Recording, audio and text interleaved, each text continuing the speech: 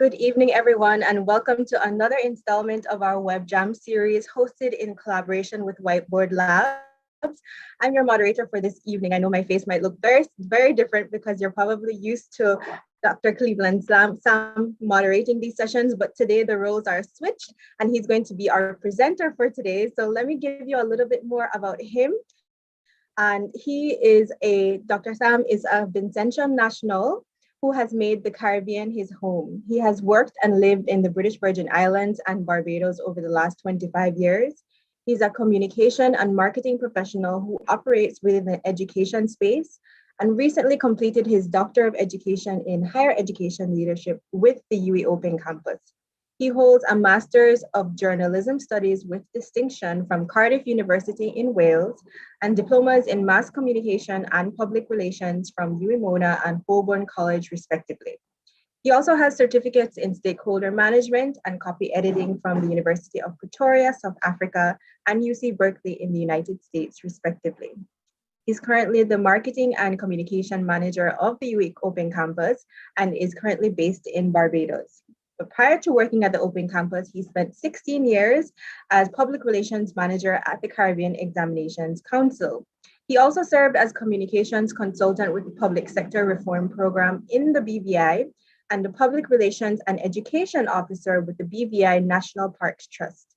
Cleveland has presented at several regional and international conferences and seminars on various topics, including blended learning towards a better normal at the Ministry of Education in Trinidad and Tobago Environmental Annual Conference, International Benchmarking the Caribbean Certificate of Secondary Level Competence by the UK NARIC, presented at the Association of Caribbean Territory Institutions Annual Conference in Bermuda, and Image of Self-Gender, Youth and the Media, presented at UNDP UNIFEM Workshop in Barbados, to name a few.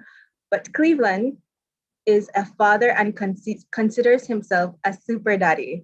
And we are excited to have him presenting tonight to talk to us on the topic of communication in Industry 4.0, keeping along the same veins of our Web Jam series that we host in collaboration with Whiteboard Labs. And so we're very excited to welcome him. So without further ado, over to you, Cleveland.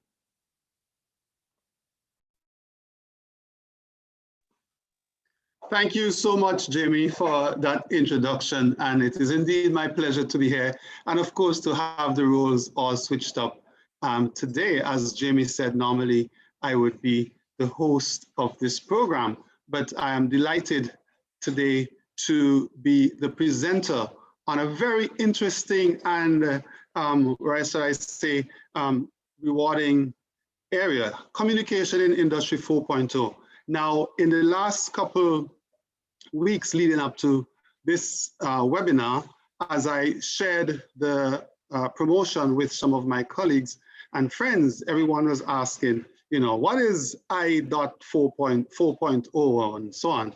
So I'm happy for those of you who have joined us, whether you are my colleague, friend, family, wherever in the Caribbean, wherever you are in the world, because obviously, as Jamie said, we are doing this in collaboration with our colleagues at Whiteboard Labs in India. So what am I going to deal with this evening?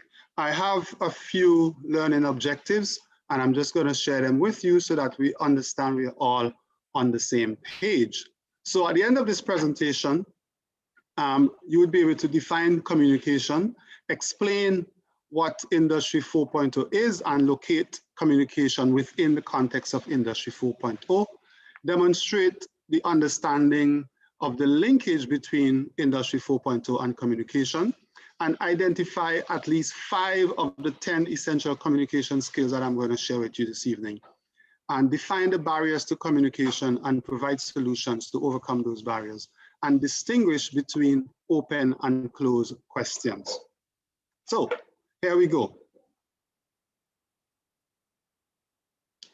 Communication is simply the act of sending and receiving messages. Now, that is a very simplified definition of what communication is. Of course, if you look through any communication text, I'm sure you would find a myriad of definitions. One that I always remember, one of my professors at the at Caramak, at Mona, communication is the exchange of information between intelligences.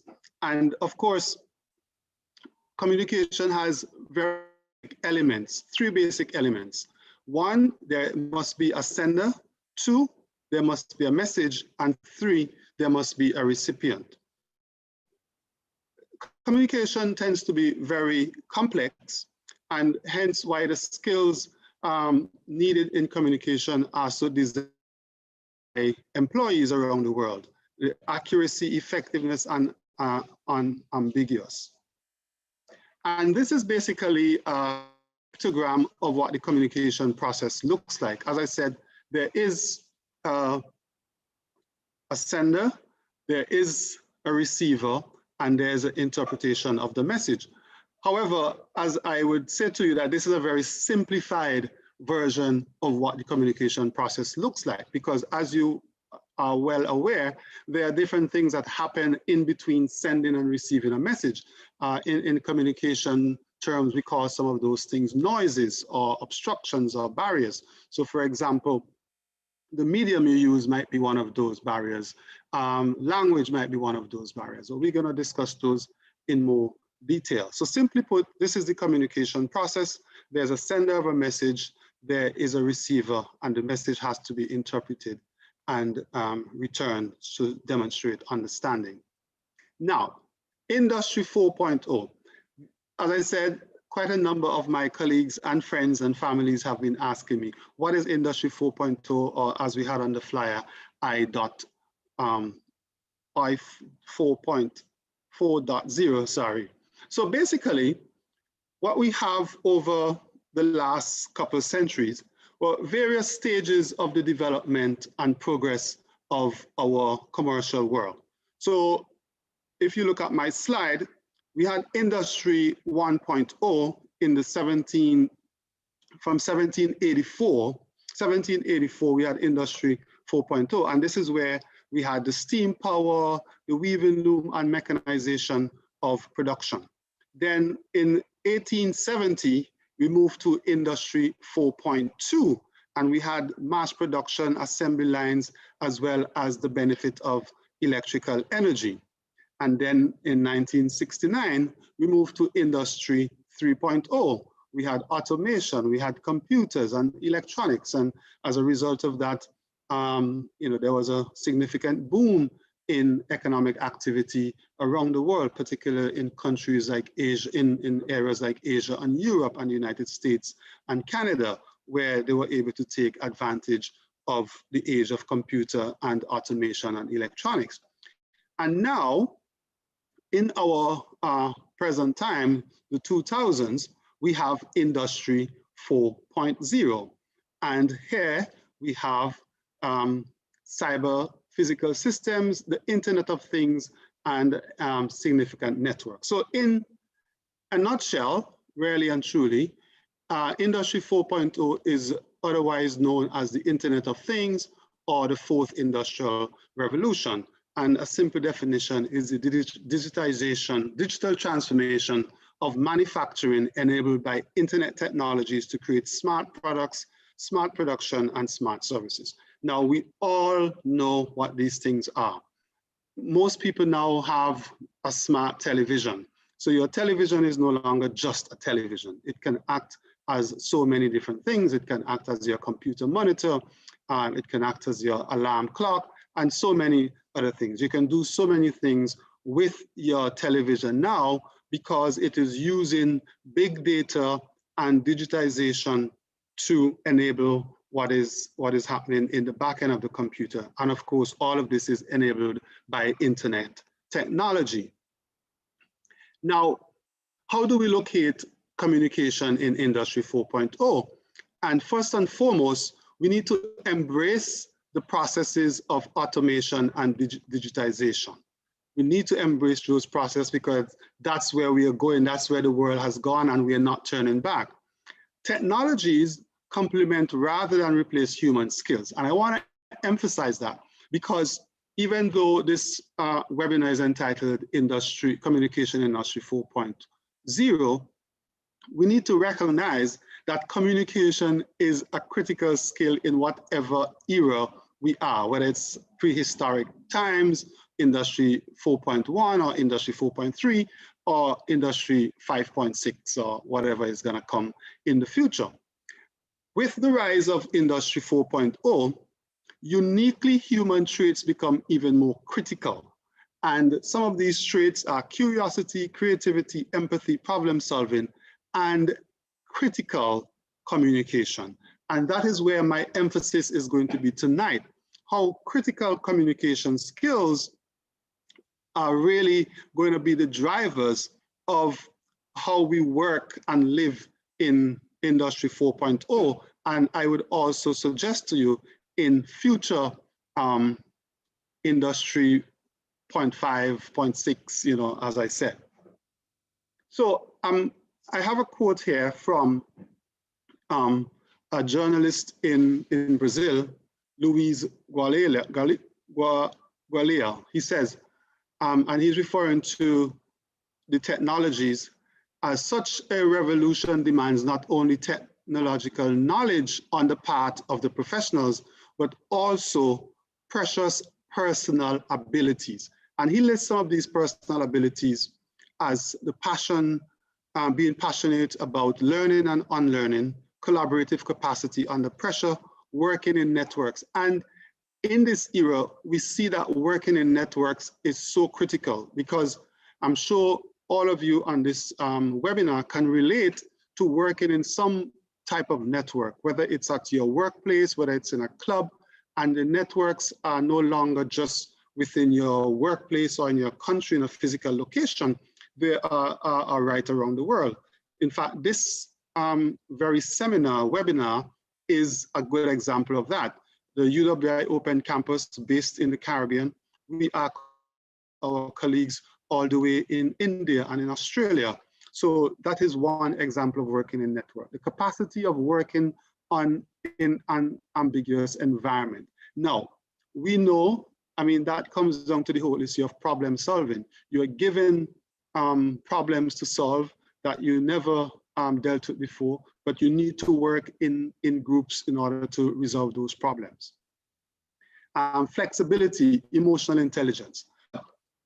The article continues to say all of these precious human personal traits, in my understanding, meaning Mr. Gualea, based solely on intrapersonal and interpersonal communication skills. And he said, on the basis of it all, communication is the key to victorious processes and projects. In other words, in order for projects and processes to be successful, we need communication. It is a vital resource. And I have this photograph of from the caveman era, and I'm going to drive home the point in the next slide. So he went on to say that technological innovations move forward, but the challenge of conversing remains.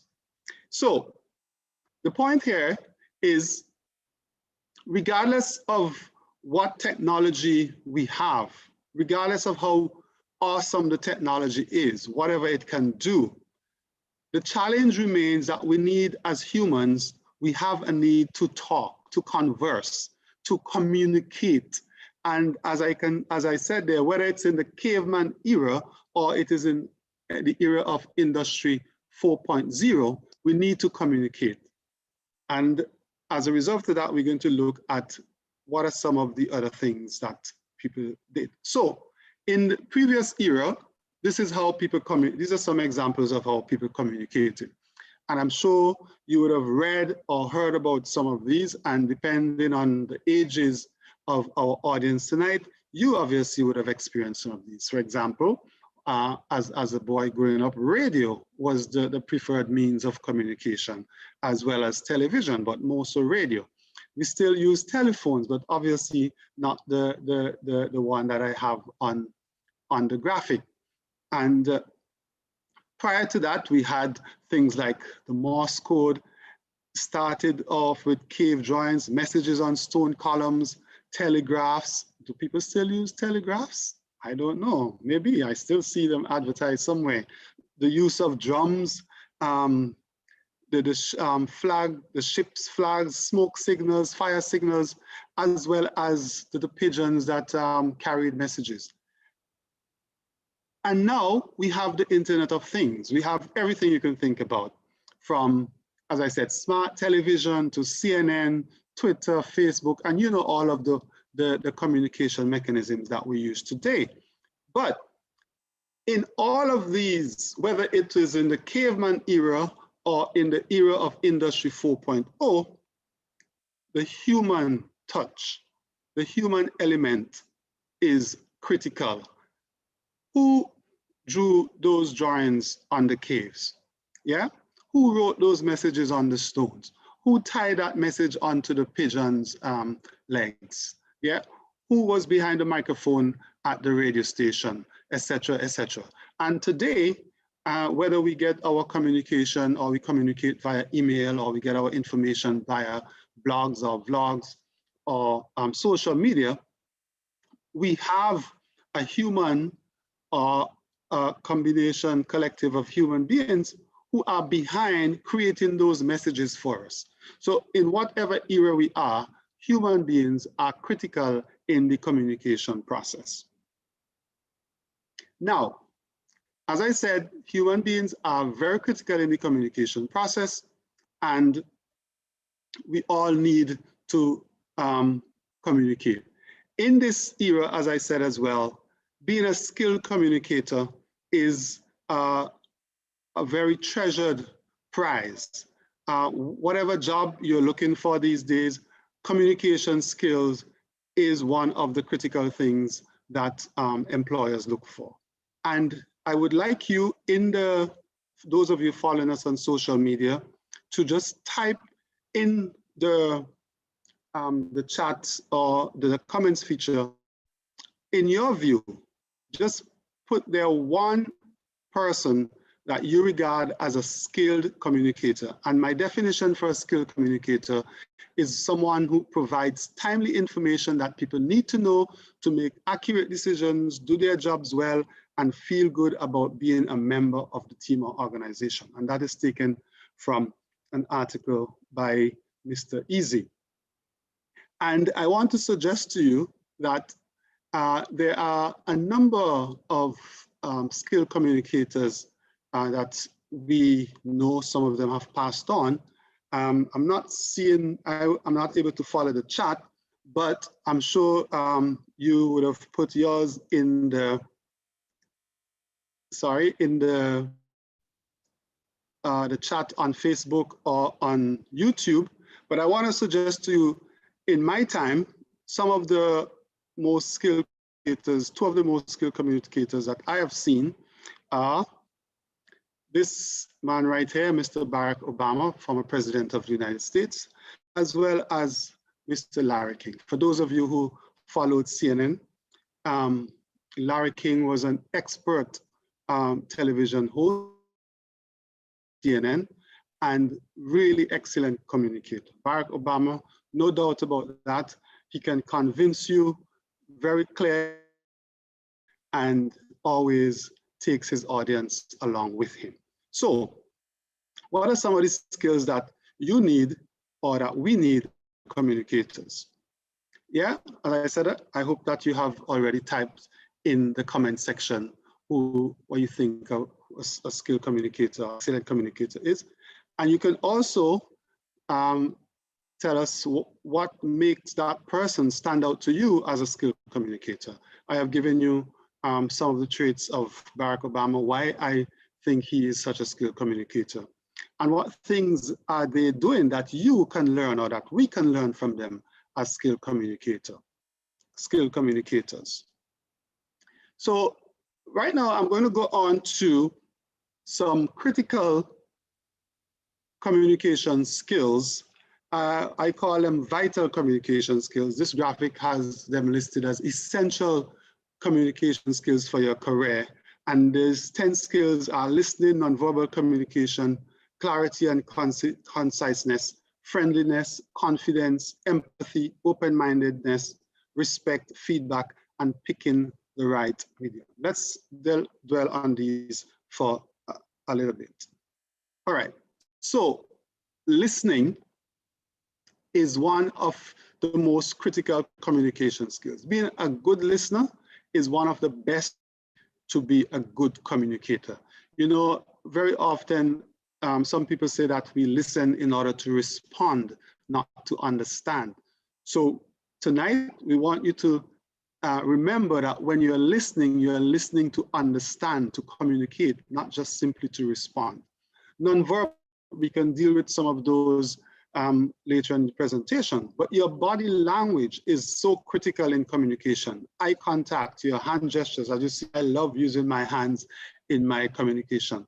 Your tone of voice and all also color the message that you're trying to convey. Today, a session with some accounting students from the University of the West Indies, and we spent quite a lot of time speaking about this whole issue of tone, because tone when you're communicating, and your tone doesn't necessarily have to be when you're speaking only, but also when you're writing and your non-verbal communication skills. As you know, they say that about 80% of our communication is non-verbal. So your body language, your posture, your eye contact, your handshake, and all of these things are part of the non-verbal. But critically, your tone, is it harsh? Is it humorous?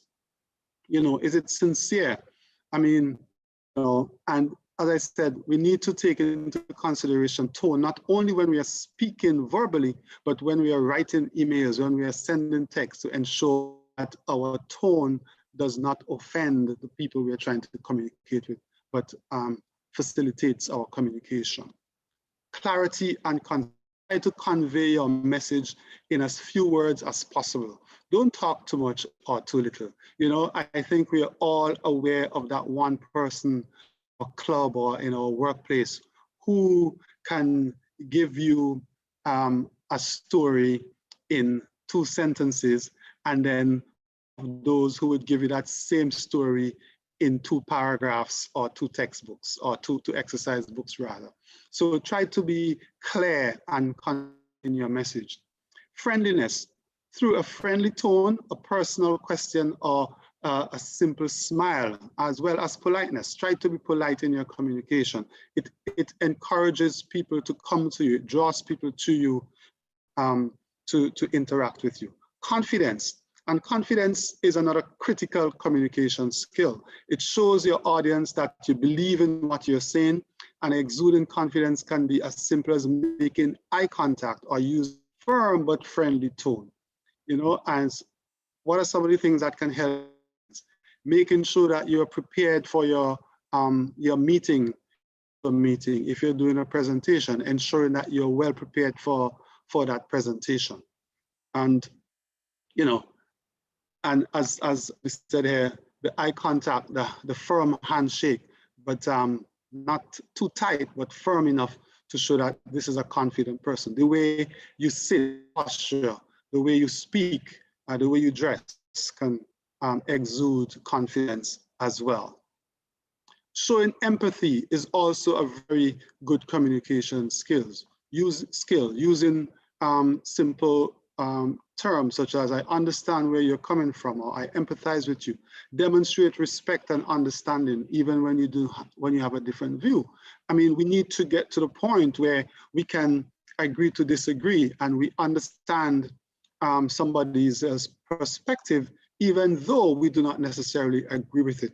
And we can empathize with people who have different perspectives and we do or share. Open-mindedness. Be open to listening and understanding other people's point of view, similar to what I was saying just now, rather than simply getting your message across. If you want to communicate effectively with others, you need to be open-minded because they may have a different view, share a different view than you have. Yeah, so be open-minded and listen to what they have to say before you try to get your message across. Respect. People will be more open to communicating with you if you convey respect for them and their ideas. So remember that listening to what people have to say, learning people's names who you're communicating with, making eye contact, And as I said again, active listening is so critical in showing respect and to others. Feedback. Giving feedback involves giving praise as well as sometimes saying a good job and thanks for taking care of that. You can also give feedback that is constructive. Always try to make your feedback constructive. So the person may have done something that was not all that great, but within what they did, there is some good. So find the good in what they have done. In Toastmasters, we talk about the sandwich technique. So you give the good, you give the area that they need to develop in, and then you finish the feedback with something good so that the person leave your conversation feeling positive. So learn to give constructive feedback and feedback that makes the person feel good when they have listened to what feedback you have given to them. Picking the right medium. This is so important because sometimes we have really good things to say, but we use the inappropriate medium in order to convey the message. And therefore, we do not communicate because we did not use the appropriate medium. So again, when you are communicating, if you're communicating for your company or with your team, you need to select the right medium, whether it's email, whether it's a graphic, whether it's a letter, or it can be a face-to-face meeting. The right medium is critically important to your communication. So these are 10 communication skills that I want to suggest to you are very critical in this era as we work through Industry 4.0. But as I said, when I gave you the definition for communication, there are several barriers to communication, and they're categorized in 3 ways: physical, emotional, and language barriers. And cultural barriers, cultural differences can be significant barriers to communication. As I said, in this era of Industry 4.0, we work across cultures, we work across languages, we work across geographical spaces. So cultural differences need to be taken into consideration when you are crafting communication messages or having a conversation with someone who may not necessarily be from your culture. So for example, I'm from St. Vincent and the Grenadines. If I'm speaking exclusively to a Vincentian audience, I can afford to use certain expressions and adage. But however, I'm speaking now to an international audience who may not be able to identify with some of those Vincentian sayings, or I'm living in Barbados, so I have a pretty good grasp of some of the Barbados sayings, but I cannot use those in an international environment because some of my colleagues are from India, they're from Australia or Singapore, I would lose them. Yeah, so cultural differences, very significant barrier to communication. So remember that. Language.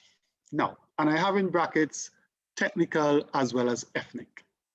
So some persons who work in particular fields, they have very specific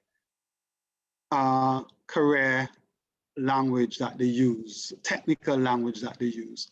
And, they're communicating and you wonder, is this really for me, or is this for somebody, for example, a doctor or engineer, even people in IT and so on? Very technical language. This is a major barrier to communication. So if you cannot break it down yourself, then you need to find a communication specialist who can do that for you if you want to communicate. Ethnicity is also a communication, a barrier to communication. Again, because people may be raised differently, they have different customs, they have different languages and so on. So you need to take that into consideration as well. Personality, some persons are just not talkers. Some persons do not like people too close in their personal space. So you need to take that into consideration as well. Some persons love to talk, so they can communicate with you for an entire hour without even blinking. Yeah? Lack of active listening. I spoke about this in the positive way earlier when I said that listening is a critical communication skill. On the reverse, lack of active listening is a significant barrier to communication. Generational. Now, isn't this an interesting one? I mean, and particularly in the era of Industry 4.0, where it seems as though our children are born with an electronic device. You know, whether it's a tablet or a phone, it seems as if they're born with them. Whereas our mothers and our grandmothers and so on, they are from a totally different age where these things are foreign to them, and some of them have decided that, you know, this is not for me, this is for the young people. So communicating with them is also important, and we need to find ways to break down the generational barrier. I know of the more mature persons in the golden years have learned to use WhatsApp so they can communicate with their grandchildren or their children who are overseas. Yeah, technological barrier also relates to the generational gap. And I would say to you that for those of us who are middle, we can relate to both the younger ones as well as to our parents or grandparents, because we are smack in the middle and we sort of straddle both the generation and the technological age barrier. Prejudices, well, we all know what that means. People come to you with their stereotypes and they try to communicate with you based on those stereotypes and prejudices, whether it's you know, educational level or societal status, and people come to you and they try to communicate with you based on those. But those are barriers to communication as well. And the use of jargon. You know, again, 4.2 as an example, where a lot of our young people, they use the text language to communicate. And sometimes I hear some of my teaching complain about that, and my son is shaking his head, nodding his head, saying, yes, Daddy, you're saying the right thing. But it is because in a formal setting, the use of jargon and text language and chat language is not acceptable. And it also comes back to my point about the technical language, that, you know, things are over complicated and over the head of people, and that is a barrier, because you need to ensure that the communication is understood by the persons who are receiving the communication. Otherwise, you have not communicated. Yeah, and as I said, use of technical terms, try and cut those when you're speaking to everyday persons. If you're communicating within your professional circles, people who are familiar with your industry, then it is fine when you are speaking. So a group of IT guys speaking to IT guys, or engineers speaking to engineers, or doctors to doctors, or lawyers to lawyers, that's fine. But if you're talking to the general public, then, you know, we need to ensure that we minimize or cut out the jargon altogether. So, having told you about the barriers to communication, here are some practical solutions that you can use to resolve them. And as I said, we need to practice cultural sensitivity. In our age, in our era of Industry 4.0, cultural sensitivity is critical. As I said, we operate in a globalized environment. So in your workplace, you may have persons from several different races, just several languages, several religions. So you need to be culturally sensitive when you're communicating in that environment. Use simple words. I mean, again, as I said, we all know that one person in the office who uses all of the big words he or she can, you know, come and tell you discombobulate, rather than just saying confused, you know? So try to use simple words so that everyone understands what you're talking about. The use of nonverbal, as I said, it's 80% of how we communicate by body language, and the positive body language I'm referring to. clarify your ideas. So never take it for granted that the ideas that you have shared, whether it's in a work setting or in a club setting, that your ideas are understood by the persons in the audience. Yeah? You need to clarify those ideas, especially if they're new ideas, especially if the people are hearing them for the first time. And you can also do that by checking understanding. So you're speaking to an audience and you want to make sure that your ideas are understood. You can ask someone in that audience or a few persons in the audience, can you explain to me what I just said? Or can you give me what your understanding of what I explained 2 minutes ago is? So checking understanding, clarifying those ideas are just some of the solutions that we can use to break down the barriers to communication. As I said, practice cultural sensitivity, use the nonverbal, and use simple words. And of course, make sure that you listen actively. All right, so I said that you can check your understanding, and you do that by asking questions. And the use of questions in communication is an excellent strategy.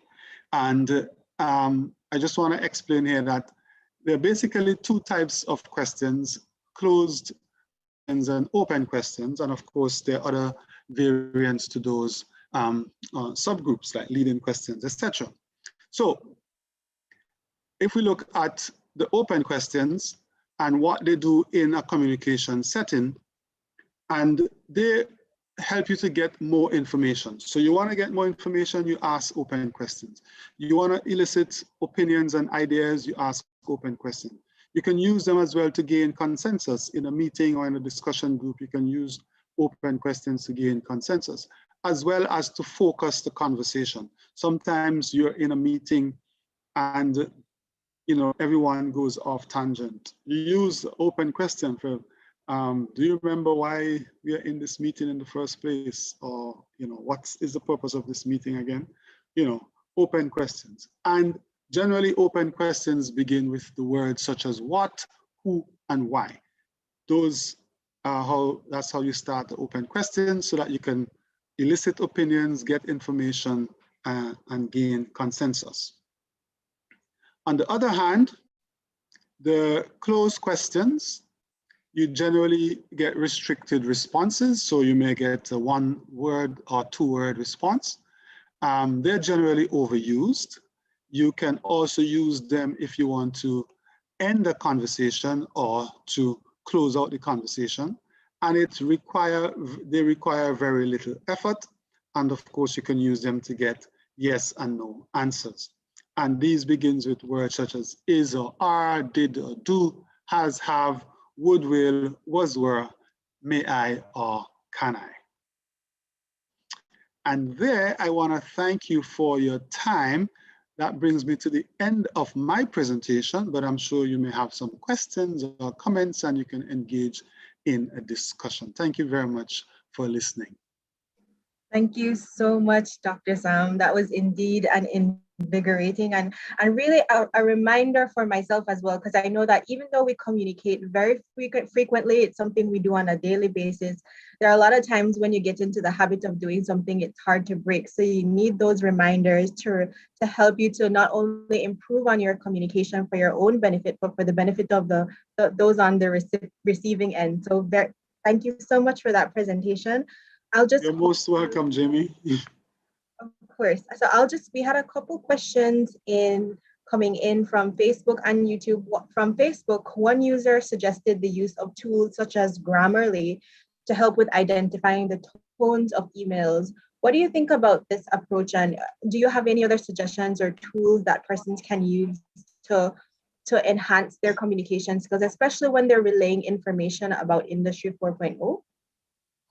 Right. So, I mean, that's the awesome thing about the era in which we live. There is a tool for everything. As the saying said, there's an app for that. Very true. Very there's an true. app for that. I would give you a joke that my sons and I traveled during the Christmas vacation. And when we returned home, we had to quarantine. And part of the requirement of quarantining is taking your temperatures every day. But we do not have a thermometer in our house. The average person doesn't have a thermometer in their house. So I said to my oldest son, look on your phone for a thermometer app, and bam, there was a thermometer app. So we were able to use that every day to take our temperatures. So certainly, if you can find other tools that you can use to check tone. As I said earlier today, I did a presentation with some UE accounting students for Toastmasters. And I spent quite a lot of time on the whole issue of tone, because I think very often we underestimate the importance of the use of tone in what we do. And especially Caribbean people, I think we take a lot of things for granted because we are so informal. Yeah. So we make up our faces in particular ways. Yeah. We express words in particular ways. And sometimes we can be very harsh.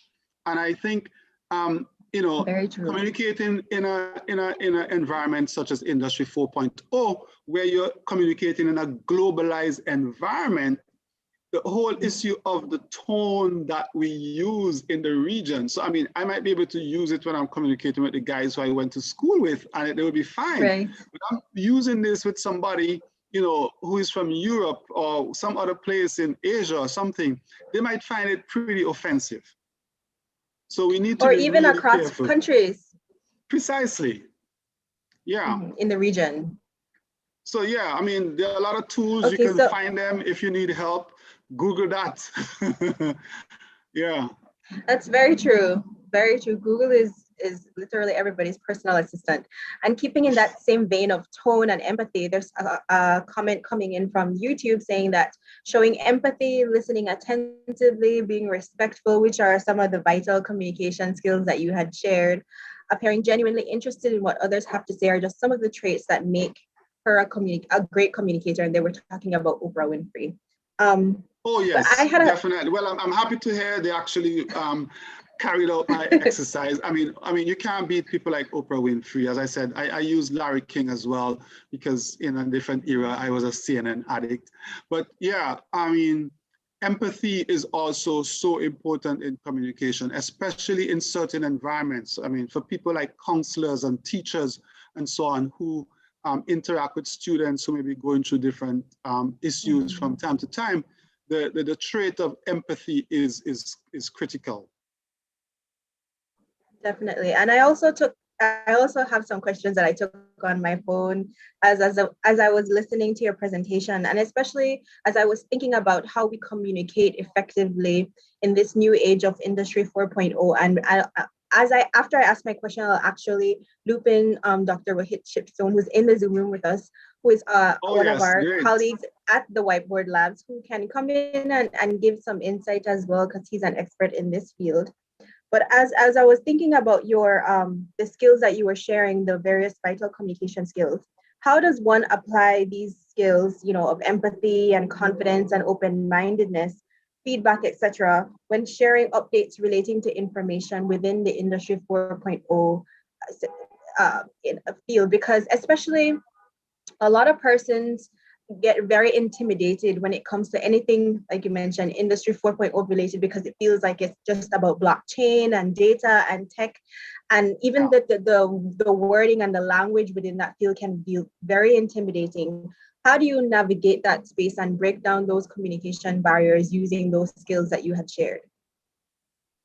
Very, very good question. And it would allow me as well to speak to my friends who were asking me in the last couple of weeks about, you know, what is I4.0. So as you said, one of the things we have to do, we have to recognize first and foremost that not everybody we are communicating with at our level or is at that particular level that you may be at. Yeah? So you need to take that. So that's the first thing. So understand that you're communicating with an audience who may not know the thing you do. Yes, so that's the first thing. You need to understand that. And that's where the empathy comes in, that look, I have this email, something to do about smart computers or smart television. The average person 50 and over, I mean, is probably now learning about smart television and so on. You need to break that information down and take information that they do not. So start on the premise that they do not know. So if you start on the premise that they do not know, then you're going to start so that you're bringing them up with you and not speaking over their heads. Secondly, you want to use simple terms that they can understand. So, I mean, as I was saying, rather than talking about the Internet of Things, I mean, how many of us in our everyday life refer to terms such as the Internet of Things? Maybe the computer science guys at Harvard or Oxford or somewhere. But on an average everyday life, we're not talking about the Internet of Things. We're talking about connecting our phones to this or connecting Jamie to Cleveland via Zoom or something like that. So use terms that the average person is going to understand. And that means using simple words. If you're going to use, if you have to use a technical term, put the simplified version in brackets. In other words, put the English in brackets, you know, so that you do not lose people. In terms of using tone in that respect, again, you want to come across as if you are bringing the people along, not as if you are talking over their head or beating them over their head or making them seem as if they're ignorant, right? You want to come across as caring. I want you to understand this, and I am doing this in a way to make you understand. I will stop there for now, Jamie. Thank you so much, Dr. Sam. And I think at this stage we could bring in Dr. Shipstone. Are you still with us, Rohit? Hi, Jamie. Yeah, sure. I'm here. Hi, thank you for joining us. And I just wanted to bring you in just so that I could allow the audience to experience your insight as well on the topic of communication in Industry 4.0. As we heard Dr. Sam's presentation, it was extremely invigorating, some salient reminders. But in your perspective, how do you apply those skills within the Industry 4.0 field? Well, to start with, I don't know if there's much more I can add to that wonderful presentation by Dr. Sam. Truly, I mean, the way you have stitched the whole thing together, it was amazing. And with your permission, we'd like to go on using this. This is really wonderful. I don't think there's much more I can add to that, except 2 points which Dr. Sam has actually referred to, but I thought let me just highlight those. So the aspect of Industry 4.0 as we are in today, one is that they're mainly human to human communication. You see, there's very little human to machine or machine to human, right? Going forward, that will also come up tremendously. As of now, it is there in small applications, not very well known, etc. Right. The point is, what Dr. Sam has pointed out is absolutely applicable to human, but it is absolutely applicable to human to machine as well. And so, therefore, communications is going to stay for a long time. And all those abilities or competencies or traits that Dr. Sam talked about will go into it. So I'd just like to give a small example of what's coming up next. Call it industry 5, 6, 7, I don't know what they'll call it finally. But let's take the example which is starting out today and is in use to some extent, where the machine recognizes, when I say machine, I mean whatever device you're talking to, right? It actually recognizes your facial expressions and conveys a opinion at the other end. A lot of recruiters today, companies, do these interviews on Zoom or whatever, right? Or some tool. Okay. Some of them probably do have a software which is analyzing the candidate's facial expressions.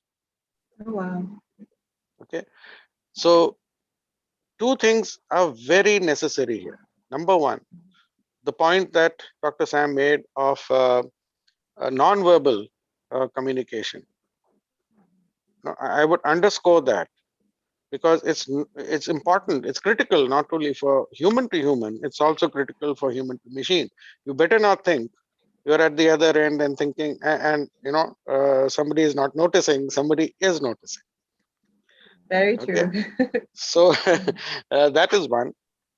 Secondly, whether it is human to human or human to machine or whatever, whichever configuration you take it at, accuracy of communication is extremely critical, right? Now, I'm sure you must have heard about the Chinese whispers, okay?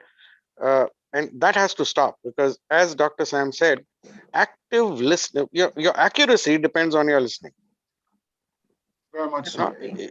and if you've not, actively or prudently listened or consciously listened, what you will convey may be 110% or it may be 70% of the truth.